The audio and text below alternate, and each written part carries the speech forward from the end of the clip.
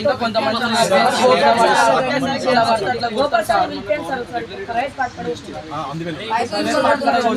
Fifth పిల్లల్ని చూడకుండా pipe ఉంటుంది సార్, ఏది వాటర్ పైప్స్ ఉంటాయి చూడండి సార్, వాటర్ పైప్స్ తీసుకొని ఇష్టం ఉన్న కాడ ఇష్టం వచ్చి సార్ సాంబార్ అయిపోయింది.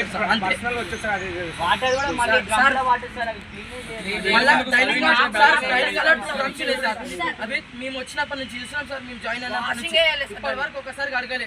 దాని కింద బొగాన్లు ఉంటాయి, అట్లనే ఉంటాయి. ఇప్పటి వరకు ఒకసారి బొగాన్లు గడగలే, మళ్ళీ మొన్న సార్ మనం బాత్రూమ్ లో కడుకుంటాం కదా సార్, ఆ బ్రష్లతో మీద మేము స్నానం చేసే డ్రమ్లు కడుగుతాం సార్, బాత్రూమ్లు కడిగే బ్రష్లతో. ఎస్టిమేట్ అయితే వేరే పిల్లలు వచ్చింది సార్, ఇట్లా తింటున్నారు ఈ అన్నం అని మమ్మల్ని తిడుతున్నారు సార్. వాళ్ళు ఇట్లా పెడుతున్నారు మీ సార్ ఎట్లా అనిపిస్తుంది మీరే చెప్పండి.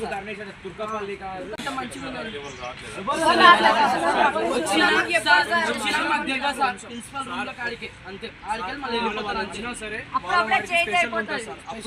ఒక్క పూట మంచిగా పెడతారు సార్ అంతే.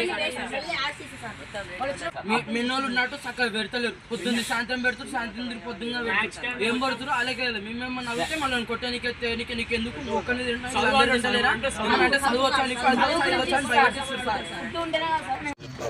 పోలీస్ స్టేషన్ దాకా వచ్చినంటే చాలా ఇబ్బంది కదా. ఇబ్బంది అర్థం చేసుకోండి సార్,